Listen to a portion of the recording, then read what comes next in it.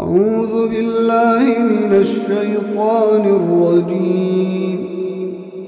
بسم الله الرحمن الرحيم.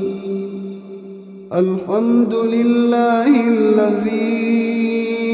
أنزل على عبده الكتاب ولم يجعل له عوجا قيما لينذر بأسا شديدا من لدنه ويبشر المؤمنين الذين يعملون الصالحات أن لهم أجرا حسنا ماكثين فيه أبدا وينذر الذين قالوا اتخذ الله ولدا ما لهم به من علم ولا لآبائهم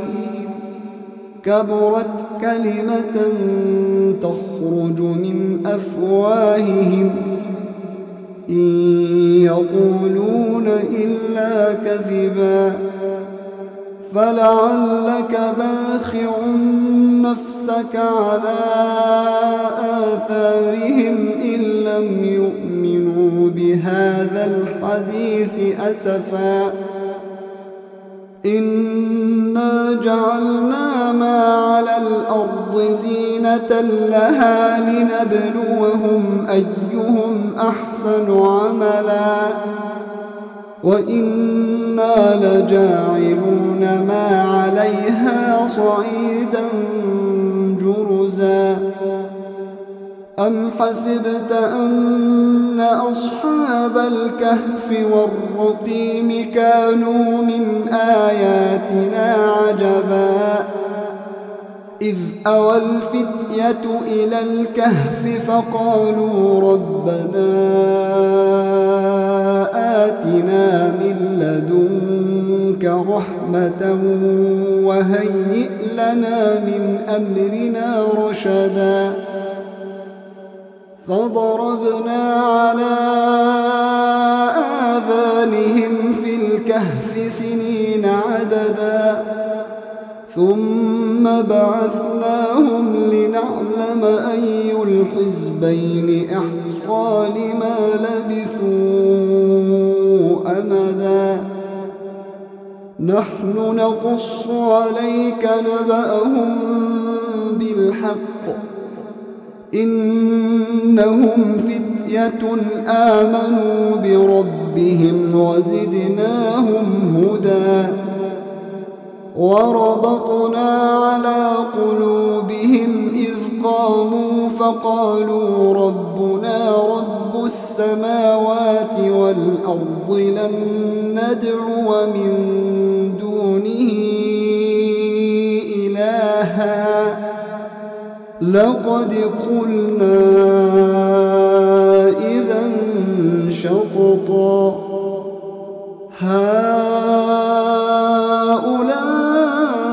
هؤلاء قوم اتخذوا من دونه آلهة لولا يأتون عليهم بسلطان بين فمن أظلم ممن افترى على الله كذبا وإذ اعتزلتموهم وما يعبدون إلا الله فأووا إلى الكهف ينشر لكم ربكم من رحمته ويهيئ لكم من أمركم مرفقا وترى الشمس إذا طلعت تزاور عن كهفهم ذات اليمين وإذا غربت تقرضهم ذات الشمال وهم في فجوة منه ذلك من آيات الله من يهد الله فهو المهتد ومن يضلل فلن تجد له وليا مرشدا وتحسبهم أيقاظا وهم رقود ونقلبهم ذات اليمين وذات الشمال وكلبهم باسط ذراعيه بالوصيد لو اطلعت عليهم لوليت منهم فرارا ولملئت منهم رعبا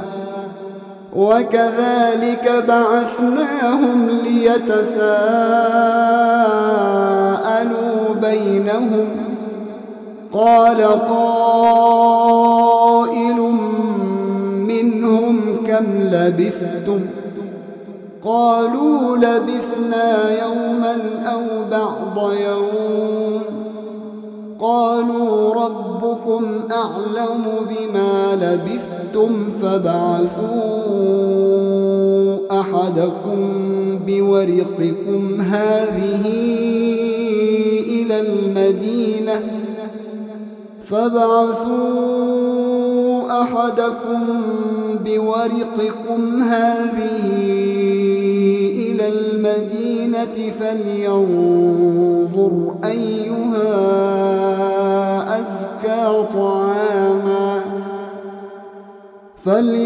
فلينظر أيها أزكى طعاما فليأتكم برزق منه وليتلطف ولا يشعرن بكم أحدا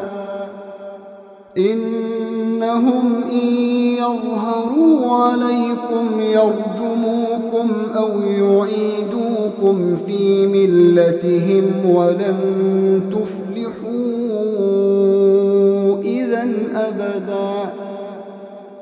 وكذلك أعثرنا عليهم ليعلموا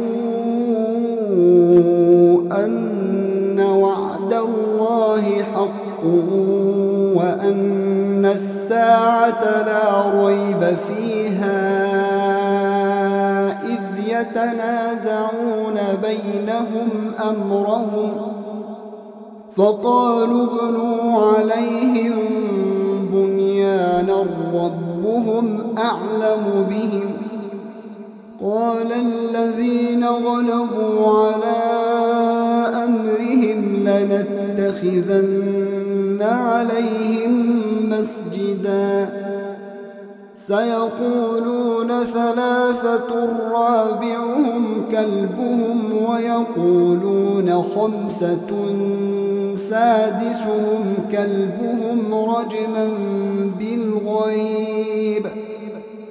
ويقولون سبعة وثامنهم كلبهم قل ربي أعلم بعدتهم ما يعلمهم إلا قليل فلا تمار فيهم إلا مراء ظاهرا ولا تستفت فيهم منهم أحدا ولا تقولن لشيء إني فاعل ذلك غدا إلا أن يشاء الله واذكر ربك إذا نسيت وقل عسى أن يهديني ربي لأقرب من هذا رشدا ولبثوا في كهفهم 300 سنين وازدادوا 9 قل الله أعلم بما لبثوا له غيب السماوات والأرض أبصر به وأسمع ما لهم من دونه من ولي ولا يشرك في حكمه أحدا واتل ما أوحي إليك من كتاب ربك لا مبدل لكلماته ولن تجد من دونه ملتحدا واصبر نفسك مع الذين يدعون ربهم بالغداة والعشي يريدون وجهه ولا تعد عيناك عنهم تريد زينة الحياة الدنيا ولا تطع من أغفلنا قلبه عن ذكرنا واتبع هواه وكان أمره فرطا وقل الحق من ربكم فمن شاء فليؤمن ومن شاء فليكفر إنا أعتدنا للظالمين نارا أحاط بهم سرادقها وإن يستغيثوا يغاثوا بماء كالمهل يشوي الوجوه بئس الشراب وساءت مرتفقا إن الذين آمنوا وعملوا الصالحات إنا لا نضيع أجر من أحسن عملا أولئك لهم جنات عدن تجري من تحتهم الأنهار يحلون فيها من أساور من ذهب ويلبسون ثيابا خضرا من سندس واستبرق متكئين فيها على الأرائك نعم الثواب وحسنت مرتفقا واضرب لهم مثلا الرجلين جعلنا لأحدهما جنتين من أعناب وحففناهما بنخل وجعلنا بينهما زرعا كلتا الجنتين آتت أكلها ولم تظلم منه شيئا وفجرنا خلالهما نهرا وكان له ثمر فقال لصاحبه وهو يحاوره أنا أكثر منك مالا وأعز نفرا ودخل جنته وهو ظالم لنفسه قال ما أظن أن تبيد هذه أبدا وما أظن الساعة قائمة ولئن رددت إلى ربي لأجدن خيرا منها منقلبا قال له صاحبه وهو يحاوره أكفرت بالذي خلقك من تراب ثم من نطفة ثم سواك رجلا لكن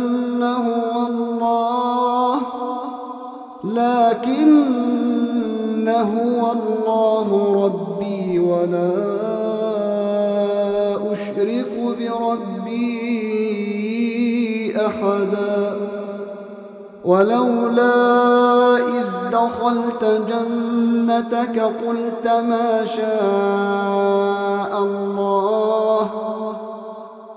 ما شاء الله لا قوة إلا بالله إن ترني أنا أقل منك مالا وولدا فعسى ربي أن يؤتيني خيرا من جنتك ويرسل عليها حسبانا من السماء فتصبح صعيدا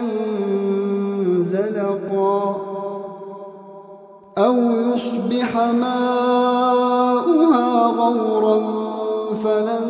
تستطيع له طلبا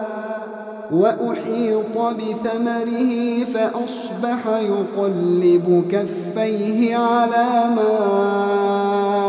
أنفق فيها وهي خاوية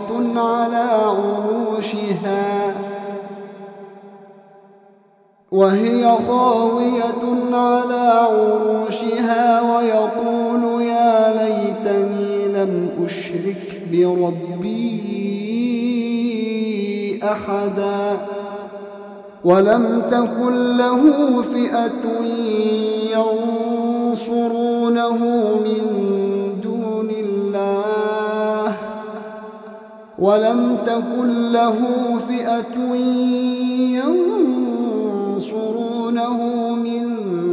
دون الله وما كان منتصرا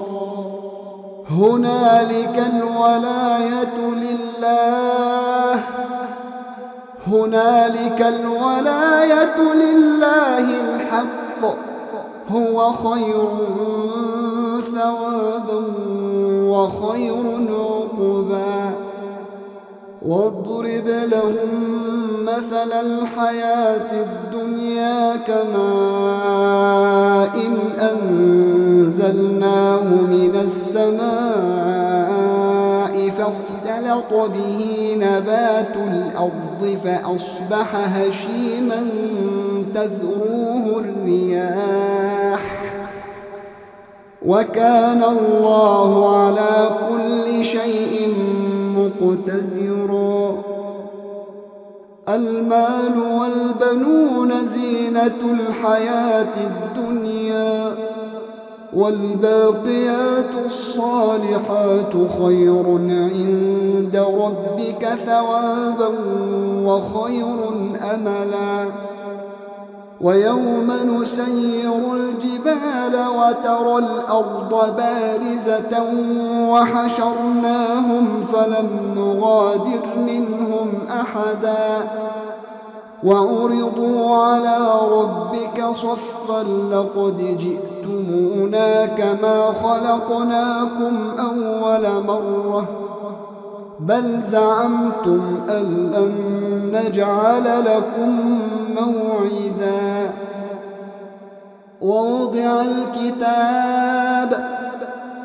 ووضع الكتاب فترى المجرمين مشفقين مما فيه ويقولون يا ويلتنا ما لهذا الكتاب لا يغادر صغيرة ولا كبيرة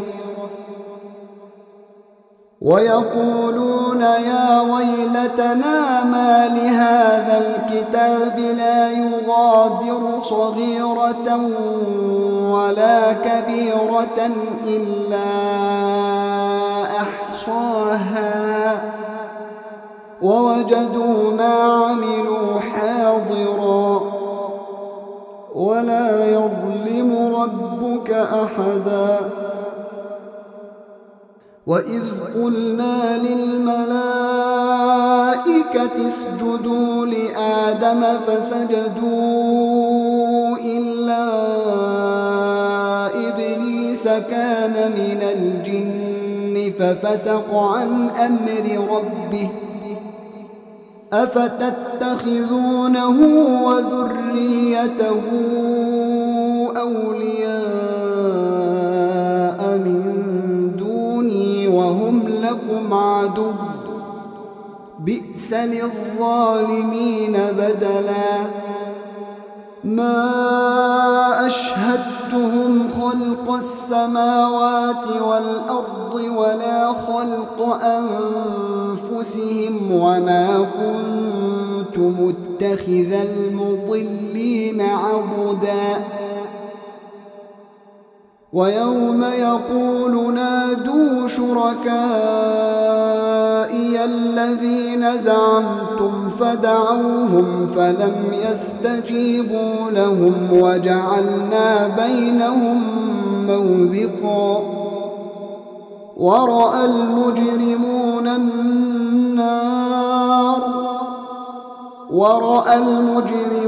النار فظنوا أنهم مواقعوها ولم يجدوا عنها مصرفا ولقد صرفنا في هذا القرآن للناس من كل مثل وكان الإنسان أكثر شيء جدلا وما منع الناس أن يؤمنوا إذ جاءهم الهدى ويستغفروا ربهم إلا أن تأتيهم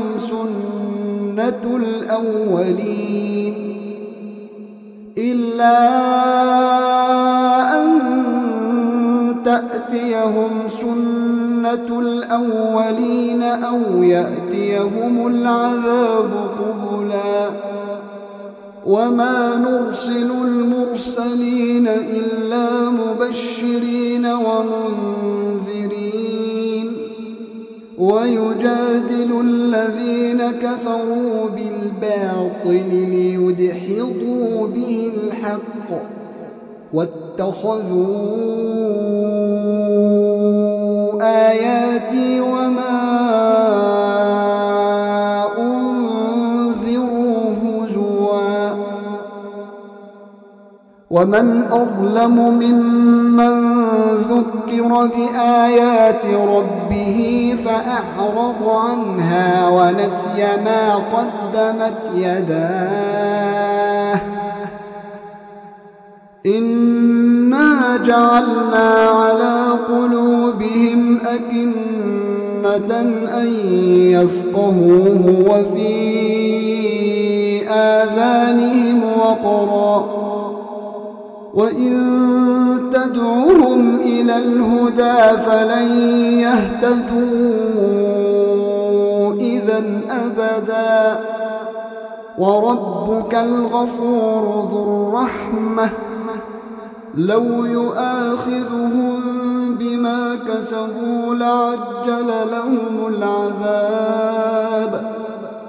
بل لهم موعد لن يجدوا من دونه موئلا وتلك القرى أهلكناهم لما ظلموا وجعلنا لمهلكهم موعدا وإذ قال موسى لفتاه لا أبرح حتى أبلغ مجمع البحرين أو أمضي حقبا فلما بلغا مجمع بينهما نسيا حوتهما فاتخذ سبيله في البحر سربا فلما جاوزا قال لفتاه آتنا غداءنا لقد لقينا من سفرنا هذا نصبا قال أرأيت إذ أوينا إلى الصخرة فإني نسيت الحوت وما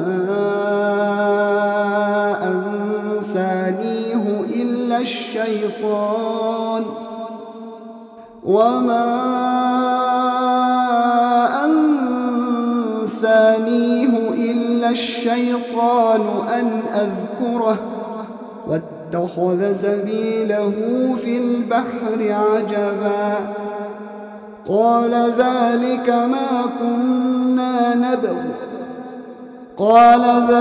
ما كنا نبغي فارتدا على آثارهما قصصا فوجدا عبدا من عبادنا آتيناه رحمة من عندنا وعلمناه من لدنا علما قال له موسى هل أتبعك على أن تعلمني مما علمت رشدا قال إنك لن تستطيع معي صبرا وكيف تصبر على ما لم تحط به خبرا قال ستجدني إن شاء الله صابرا ولا أعصي لك أمرا قال فإن اتبعتني فلا تسألني عن شيء حتى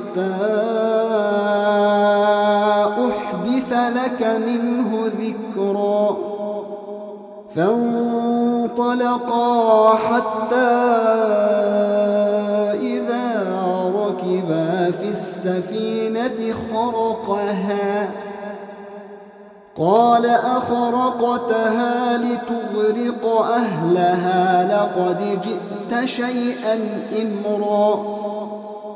قال ألم أقل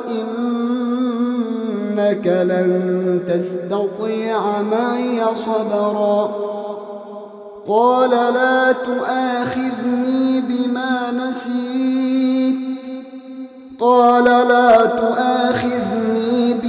نسيت ولا ترهقني من أمري عسرا فانطلقا حتى إذا لقيا غلاما فقتله قال أقتلت نفسا زكية بغير نفس لقد جئت شيئا نكرا قال ألم أقل لك إنك لن تستطيع معي صبرا قال إن سألتك عن شيء بعدها فلا تصاحبني قد بلغت من لدني عذرا فانطلقا حتى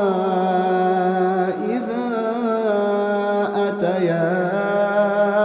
أهل قرية استطعما أهلها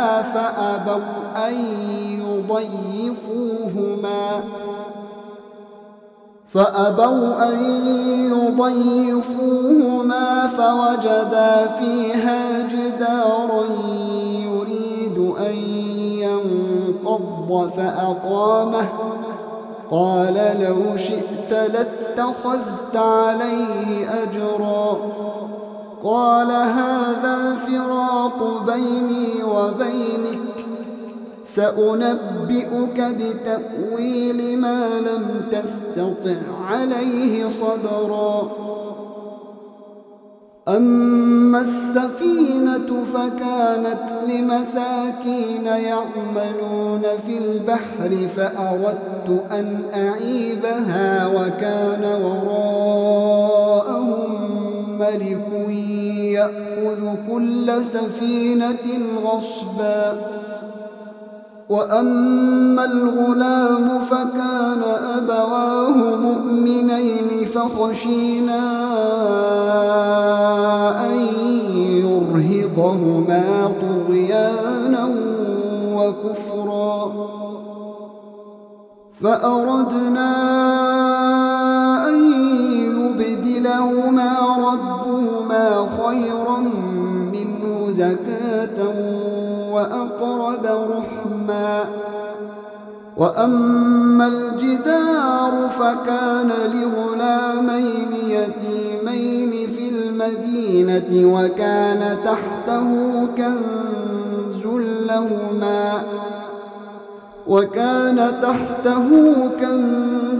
لهما وكان أبوهما صالحا فأراد ربك أن يبلغا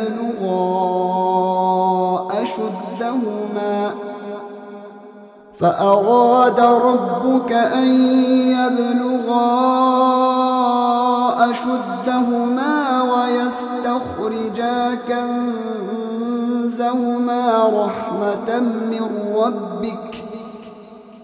ويستخرجا كنزهما رحمة من ربك وما فعلته عن أمري ذلك تأويل ما لم تستطع عليه صبرا ويسألونك عن ذي القرنين قل سأتلو عليكم منه ذكرا إنا مكنا له في الأرض وآتيناه من كل شيء سببا فأتبع سببا حتى إذا بلغ مغرب الشمس وجدها تغرب في عين حمئة ووجد عندها قوما قلنا يا ذا القرنين إما أن تعذب وإما أن تتخذ فيهم حسنا قال أما من ظلم فسوف نعذبه ثم يرد إلى ربه فيعذبه عذابا نكرا وأما من آمن وعمل صالحا فله جزاء الحسنى وسنقول له من أمرنا يسرا ثم أتبع سببا حتى إذا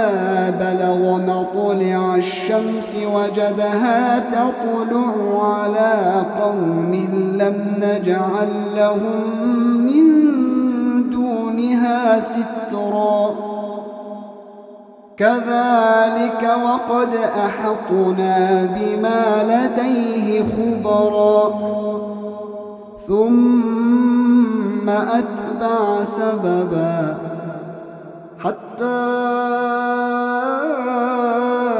إذا بلغ بين السدين وجد من دونهما قوما لا يكادون يفقهون قولا قالوا يا ذا القرنين إن يأجوج ومأجوج مفسدون في الأرض فهل نجعل لك خرجا على أن تجعل بيننا وبينهم سدا قال ما مكني فيه ربي خير فأعينوني بقوة أجعل بينكم وبينهم ردما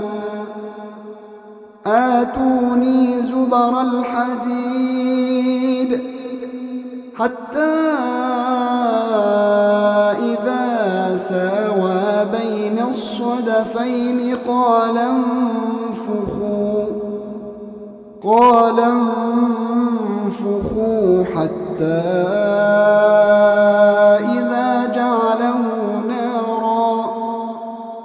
حتى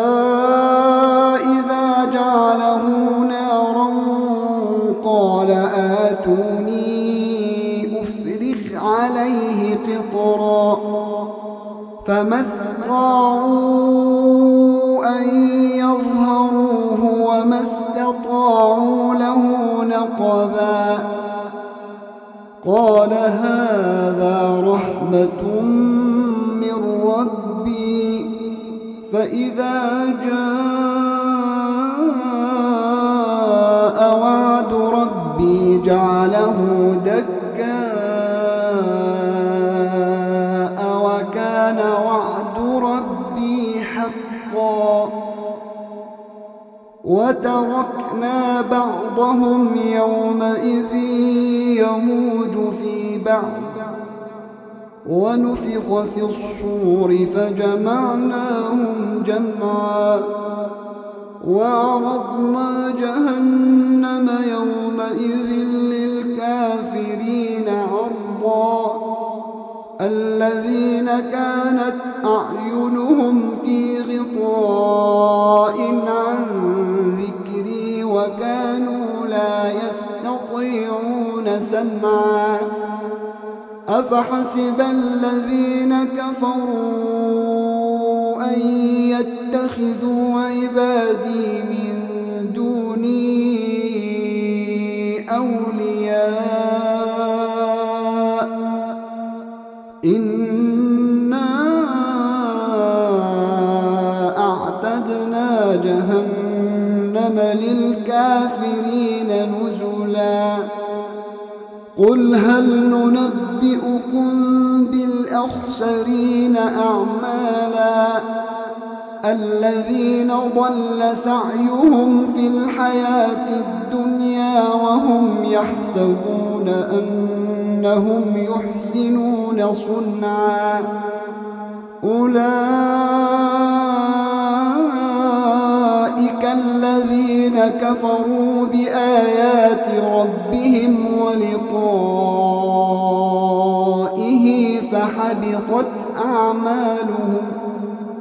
فحبطت أعمالهم فلا نقيم لهم يوم القيامة وزنا ذلك جزاؤهم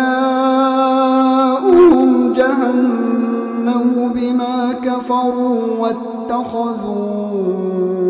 آياتي ورسلي هزوا إن الذين آمنوا وعملوا الصالحات كانت لهم جنات الفردوس نزلا خالدين فيها لا يبغون عنها حولا قل لو كان البحر مدادا لكلمات ربي لنفد البحر قبل أن تنفد كلمات ربي ولو جئنا بمثله مددا قل إنما أنا بشر مثلكم يوحى إلي أنما إلهكم إله واحد فمن كان يرجو لقاء ربه فليعمل عملا صالحا ولا يشرك بعبادة ربه أحدا.